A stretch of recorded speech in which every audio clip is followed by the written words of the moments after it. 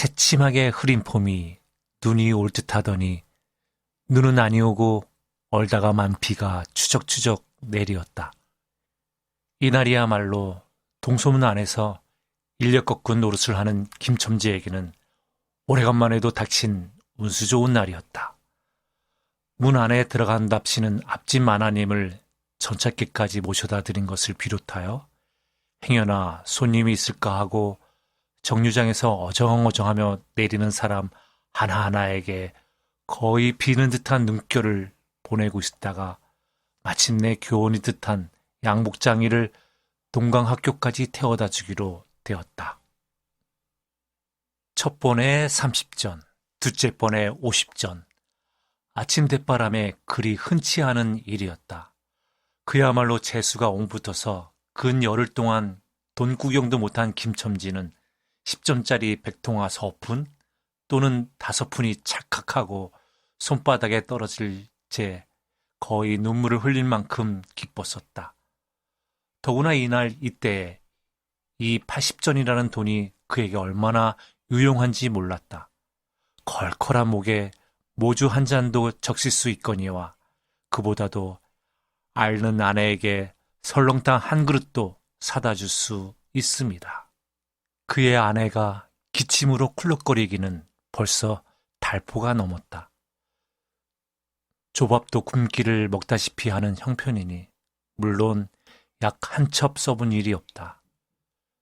구태여 쓰려면 못 쓸 바도 아니로되 그는 병이란 놈에게 약을 주어 보내면 재미를 붙여서 자꾸 온다는 자기의 신조에 어디까지 충실하였다. 따라서 의사에게 보인 적이 없으니 무슨 병인지는 알 수 없으되 반드시 누워가지고 일어나기는 새로 모르도 못 눕는 걸 보면 중증은 중증인 듯 병이 이대로 심해지기는 열흘 전에 조밥을 먹고 체한 때문이다. 그때도 김첨지가 오래간만에 돈을 얻어서 좁쌀 한 대와 10전짜리 나무 한 단을 사다 주었더니 김첨지의 말에 의지하면 그 오라질년이 천방지축으로 남비에 대고 끓였다. 마음은 급하고 불길은 닿지 않아 채 익지도 않은 것을 그 오라질년이 숟가락은 그만두고 손으로 움켜서 뒷밤에 주먹덩이 같은 혹이 붉어지도록 누가 빼앗을 듯이 처박질 하더니만 그날 저녁부터 가슴이 땡긴다, 배가 캥긴다고 눈을 홉뜨고 지랄병을 하였다. 그때 김첨지는 열화와 같이 성을 내며 에이 오라질년 조롱복은 할 수가 없어. 못 먹어병 먹어서병 어쩌란 말이야. 왜 눈을 바로 뜨지 못해? 하고 김첨지는 앓는 이의 뺨을 한번 후려 갈겼다. 홉뜬 눈은 조금 바루어졌건만 이슬이 맺히었다. 김첨지의 눈시울도 뜨끈뜨끈하였다. 이 환자가 그러고도 먹는 데는 물리지 않았다. 사흘 전부터 설렁탕 국물이 마시고 싶다고 남편을 졸랐다. 이런 오라질년, 조밥도 못 먹는 년이 설렁탕은 또 처먹고 지랄병을 하게? 라고 야단을 쳐보았건만 못 사주는 마음이 시원치는 않았다. 이제 설렁탕을 사줄 수도 있다. 앓는 어미 곁에서 배고파 보채는 개똥이에게 죽을 사줄 수도 있다. 80전을 손에 쥔 김첨지의 마음은 푼푼하였다. 그러나 그의 행운은 그걸로 그치지 않았다. 땀과 빗물이 섞여 흐르는 목덜미를 기름주머니가 다 된 외목 수건으로 닦으며 그 학교 문을 돌아 나올 때였다. 뒤에서 일러꺼! 하고 부르는 소리가 난다. 자기를 불러 멈춘 사람이 그 학교 선생인 줄 김첨지는 한 번 보고 짐작할 수 있었다. 그 학생은 다짜고짜로 남대문 정거장까지 얼마요? 라고 물었다. 아마도 그 학교 기숙사에 있는 이로 동기방학을 이용하여 귀향하려 함이니라. 오늘 가기로 작정은 하였건만 비는 오고 짐은 있고 해서 어찌할 줄 모르다가 마침 김첨지를 보고 뛰어나왔음이리라. 그렇지 않으면 왜 구두를 채 신지 못해서 질질 끌고 비록 고구라 양복일망정 노박 위로 비를 맞으며 김천지를 뒤쫓아 나왔으리야. 남대문 정거장까지 말씀입니까? 하고 김천지는 잠깐 주저하였다. 그는 이 우중에 우장도 없이 그 먼 곳을 철벅거리고 가기가 싫었음일까? 처음 것, 둘째 것으로 그만 만족하였음일까? 아니다. 결코 아니다. 이상하게도 꼬리를 맞물고 덤비는 이 행운 앞에 조금 겁이 났습니다. 그리고 집을 나올 때 아내의 부탁이 마음에 캥기었다. 앞집 마나님한테서 부르러 왔을 때 병인은 그 뼈만 남은 얼굴에 유일의 생물 같은 유달리 크고 움푹한 눈에 애걸하는 빛을 띄우며 오늘은 나가지 말아요. 제발 덕분에 집에 붙어 있어요. 내가 이렇게 아픈데 라고 모기 소리같이 중얼거리고 숨을 걸그렁 하였다. 그때 김첨지는 대수롭지 않다는 듯이 앞다 젠장 맞을년 별 빌어먹을 소리를 다 하네. 맞불 들고 앉았으면 누가 먹여 살릴 줄 알아? 하고 훌쩍 뛰어나오려니까 환자는 붙잡을 듯이 팔을 내저으며 나가지 말라도 그래. 그러면 일찍이 들어와요. 하고 목매인 소리가 뒤를 따랐다. 정거장까지 가잔 말을 들은 순간에 경련적으로 떠는 손, 유달리 큼직한 눈, 울듯한 아내의 얼굴이 김천지의 눈앞에 어른어른하였다. 그래, 남대문 정거장까지 얼마란 말이요? 하고 학생은 초조한 듯이 인력거꾼의 얼굴을 바라보며 혼잣말 같이 인천차가 11점에 있고 그 다음에는 새로 2점이든가? 라고 중얼거린다. 이런 50점만 주십시오. 이 말이 저도 모를 사이에 불쑥 김첨지의 입에서 떨어졌다. 제 입으로 부르고도 스스로 그 엄청난 돈 액수에 놀래었다. 한꺼번에 이런 금액을 불러라도 본 지가 그 얼마만인가. 그러자 그 돈 벌 용기가 병자에 대한 염려를 사르고 말았다. 설마 오늘 내로 어떠랴 싶었다. 무슨 일이 있더라도 제일 제2의 행운을 곱친 것보다도 오히려 갑절이 많은 이 행운을 놓칠 수 없다 하였다. 이런 50조는 너무 과한데? 이런 말을 하며 학생은 고개를 갸웃하였다. 아니오시다. 일수로 치면 여기서 거기가 4~5리가 넘는답니다. 또 이런 지은 날에 좀 더 주셔야지요. 하고 방글방글 웃는 차부의 얼굴에는 숨길 수 없는 기쁨이 넘쳐 흘렀다. 그러면 달라는 대로 줄 터이니 빨리 가요. 관대한 어린 손님은 그런 말을 남기고 총총히 옷도 입고 짐도 챙기러 갈 대로 갔다. 그 학생을 태우고 나선 김천지의 다리는 이상하게 거뿐하였다. 다름질을 한다는 이보다 거의 나는 듯 하였다. 바퀴도 어떻게 속히 도는지 군다는 이보다 마치 얼음을 지쳐나가는 스케이트 모양으로 미끄러져 가는 듯 하였다. 얼은 땅에 비가 내려 미끄럽기도 하였지만 이윽고 끄는 이의 다리는 무거워졌다. 자기 집 가까이 다다른 까닭이다. 새삼스러운 염려가 그의 가슴을 눌렀다. 오늘은 나가지 말아요. 내가 이렇게 아픈데. 이런 말이 잉잉 그의 귀에 울렸다. 그리고 병자의 움쑥 들어간 눈이 원망하는 듯이 자기를 노리는 듯하였다. 그러자 엉엉하고 우는 개똥이의 곡성을 들은 듯 싶다. 딸꾹딸꾹하고 숨 모으는 소리도 나는 듯 싶다. 왜 이리우? 기차 놓치겠구먼. 하고 탄이의 초조한 부르짖음이 간신히 그의 귀에 들어왔다. 언뜻 깨달으니 김천지는 인력거를 진 채 길 한복판에 엉거주춤 멈춰 있지 않은가? 예. 하고 김천지는 또다시 다름질하였다.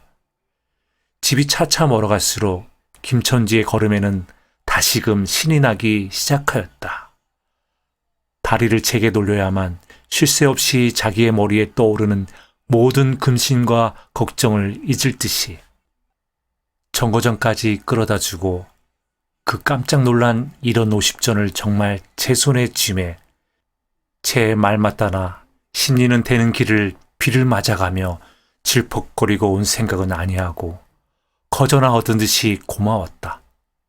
졸부나 된 듯이 기뻤다.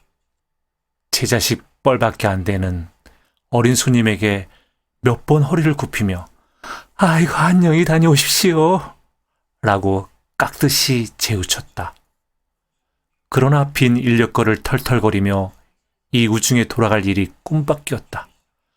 노동으로 하여 흐른 땀이 식어지자 굶주린 창자에서 물 흐르는 옷에서 어슬어슬 한기가 솟아나기 비롯하며 이런 50전이란 돈이 얼마나 괜찮고 괴로운 것인 줄 절절히 느끼었다. 정거장을 떠나는 그의 발길은 힘 하나 없었다. 온몸이 옹송구려지며 당장 그 자리에 엎어져 못 일어날 것 같았다. 젠장 맞을 거.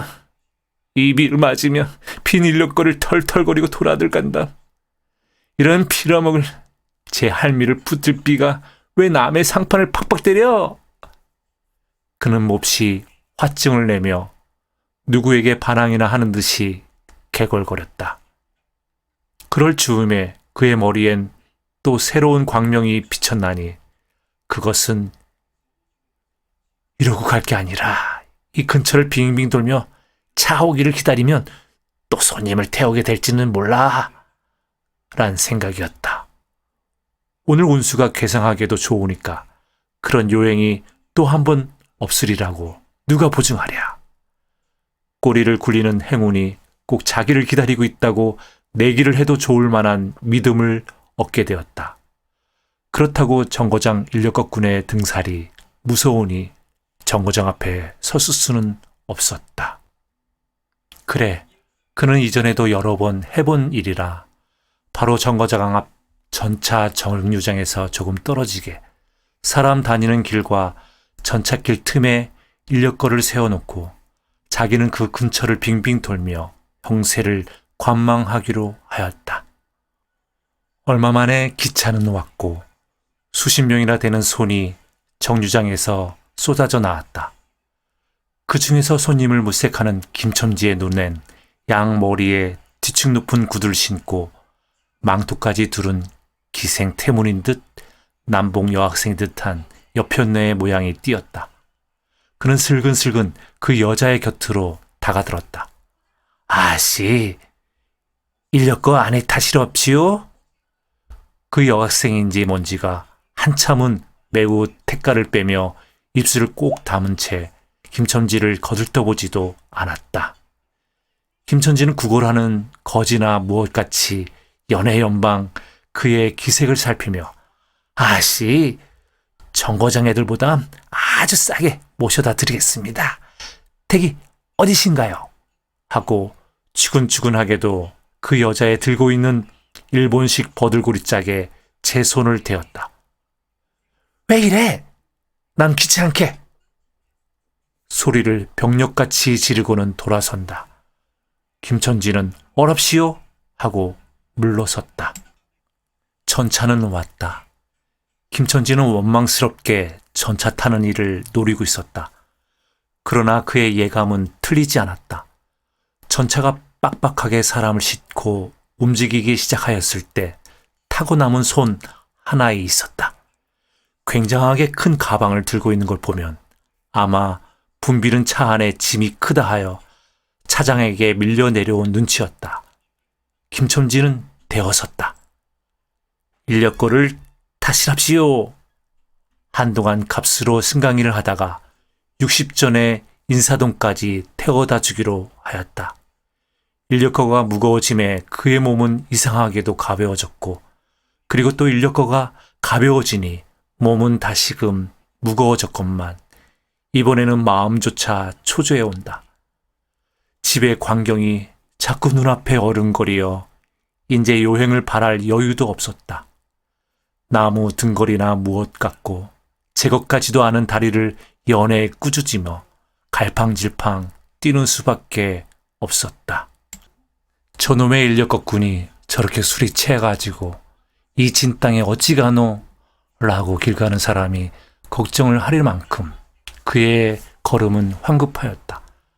흐리고 비오는 하늘은 어두침침하게 벌써 황혼에 가까운 듯하다. 창경원 앞까지 다다라서야 그는 턱에 닿은 숨을 돌리고 걸음도 늦추잡았다. 한 걸음 두 걸음 집이 가까울수록 그의 마음조차 괴상하게 누그러웠다. 그런데 이 누그러움은 안심해서 오는 게 아니요, 자기를 덮친 무서운 불행을 빈틈없이 알게 될 때가 박두한 것을 두려워하는 마음에서 오는 것이다. 그는 불행에 다 닥치기 전에 시간을 얼마쯤이라도 늘리려고 버르적거렸다. 기적에 가까운 벌이를 하였다는 기쁨을 할 수 있으면 오래 지니고 싶었다. 그는 두리번 사면을 살피었다. 그 모양은 마치 자기 집, 곧 불행을 향하고 달려가는 제 다리를 제 힘으로는 도저히 어찌할 수 없으니 누구든지 나를 좀 잡아다고, 구해다고 하는 듯하였다. 그럴 즈음에 마침 길가 선술집에서 그의 친구 치삼이가 나온다. 그의 우글우글 살찐 얼굴에 주홍이 돋는 듯 온 턱과 뺨을 시커멓게 구레나듯이 덮였거늘 노릇탱탱한 얼굴이 바짝 말라서 여기저기 고랑이 패고 수염이 이때야 턱 밑에만 마치 솔잎송이를 거꾸로 붙여놓은 듯한 김첨지의 풍채하고는 기이한 대상을 짓고 있었다. 여보게 김첨지, 자네 문안 들어갔다 오는 모양일세 그려. 돈 많이 벌었을 테니 한 잔 빨리게. 뚱뚱 보는 말라깽이를 보든 마태 부르짖었다. 그 목소리는 몸짓과 딴판으로 연하고 싹싹하였다. 김첨지는 이 친구를 만난 게 어떻게 반가운지 몰랐다. 자기를 살려준 운이나 무엇같이 고맙기도 하였다. 자네는 한 잔 벌써 한 모양일세 그려. 자네도 오늘 재미가 좋아 보이? 하고 김첨지는 얼굴을 펴서 웃었다. 아따, 재미 안 좋다고 술 못 먹을 낸가? 그런데 여보게, 자네 왼몸이 어찌 물독에 빠진 새앙지 같은가? 어서 이리 들어와 말리게. 선술집은 훈훈하고 뜨뜻하였다.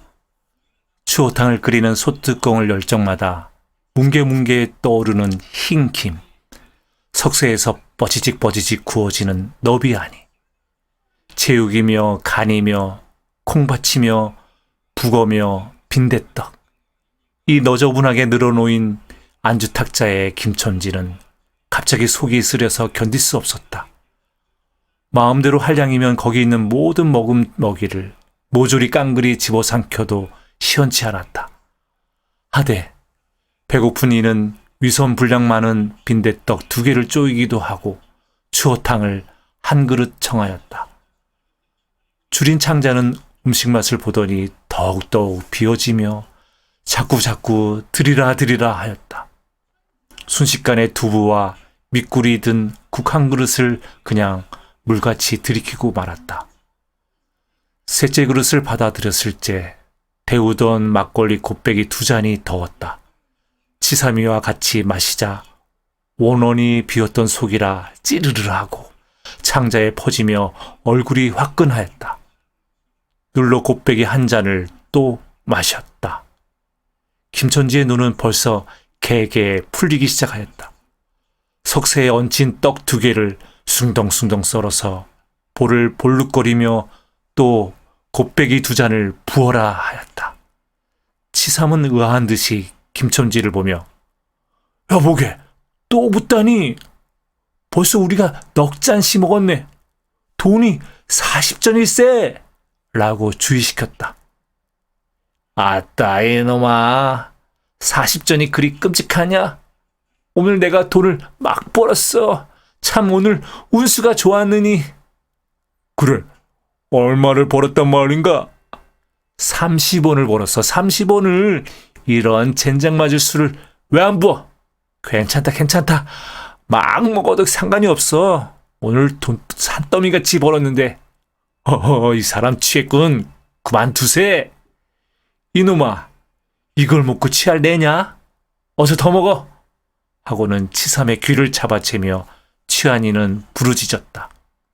그리고 술을 붓는 15살 됨직한 중대가리에게로 달려들며 이놈 오라질 놈, 왜 술을 붓지 않아?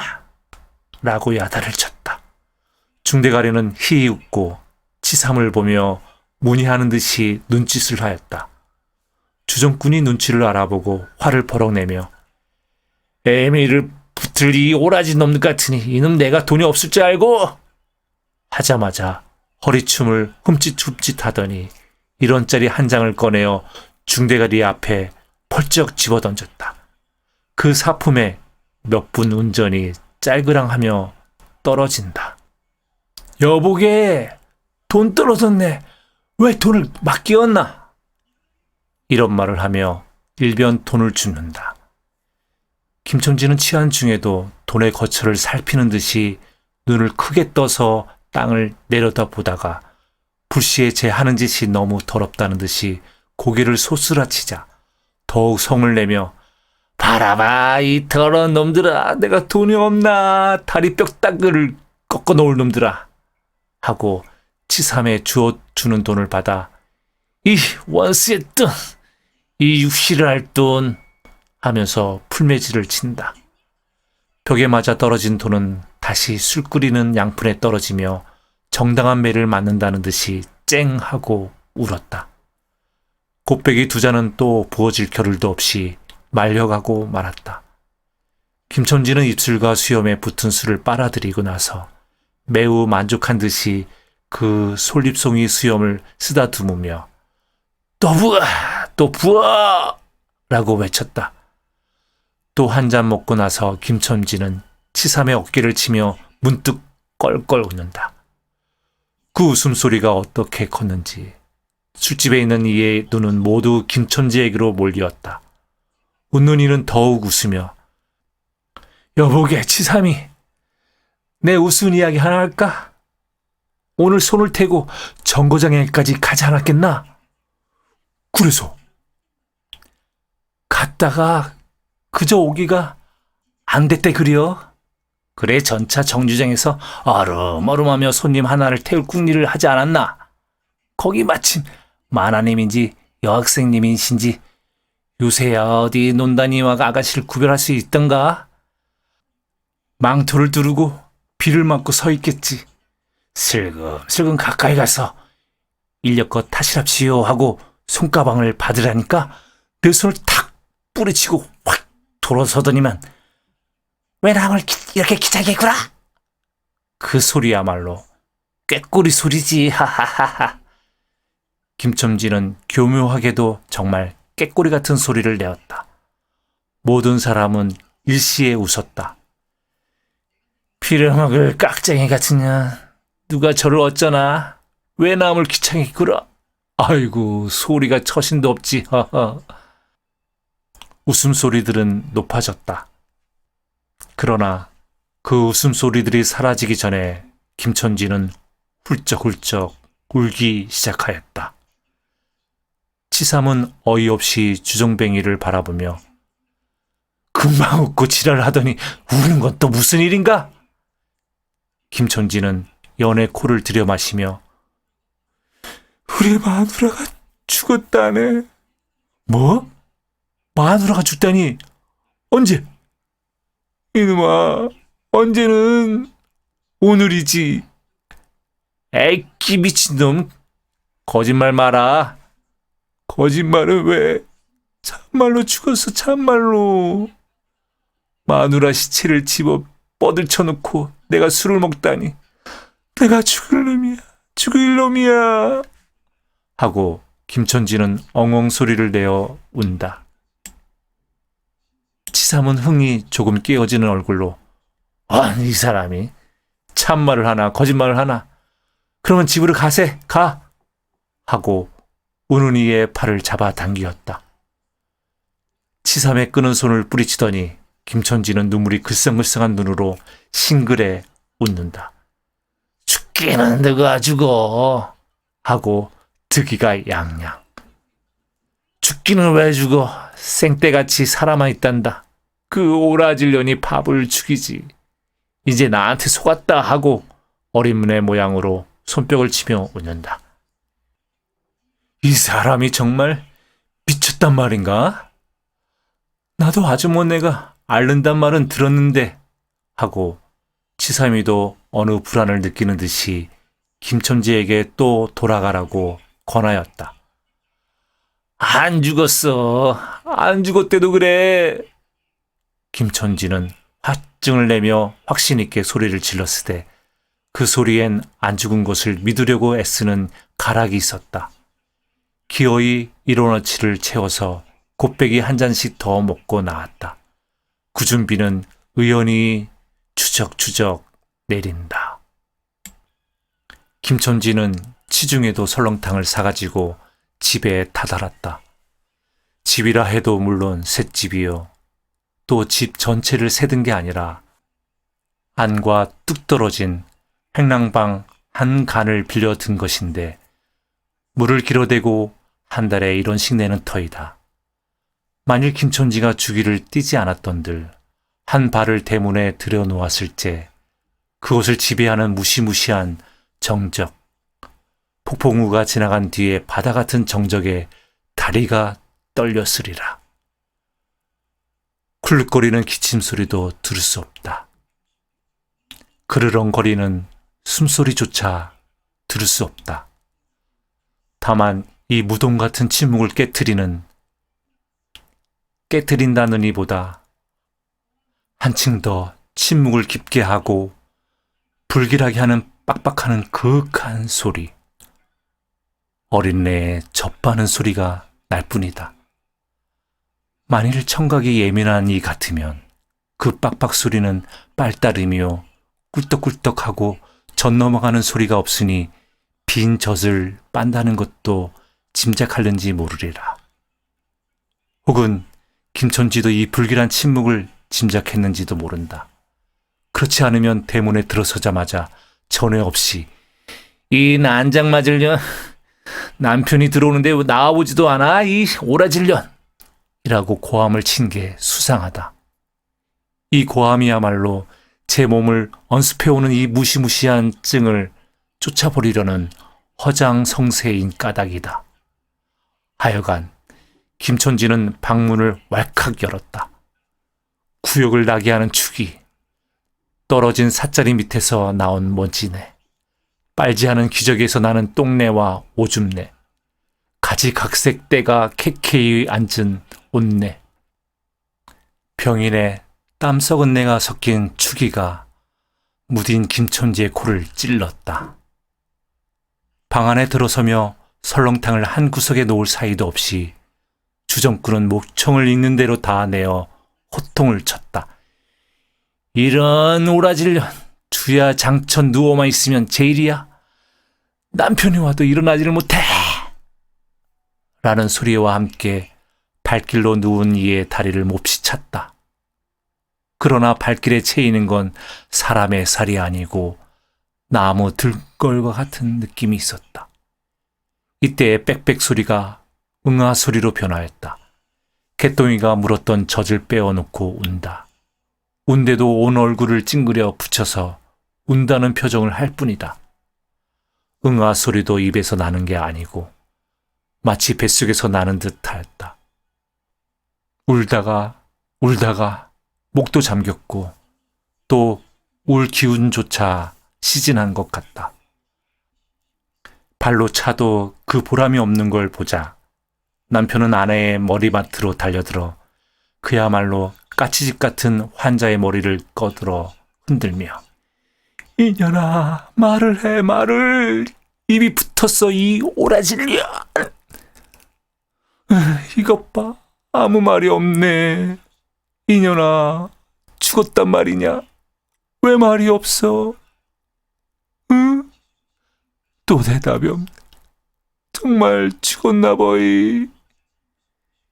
이러다가 누운 이의 흰 창을 덮은 위로 짙은 눈을 알아보자마자 이 눈깔, 왜 나를 바라보지 못하고 천정만 보느냐, 응?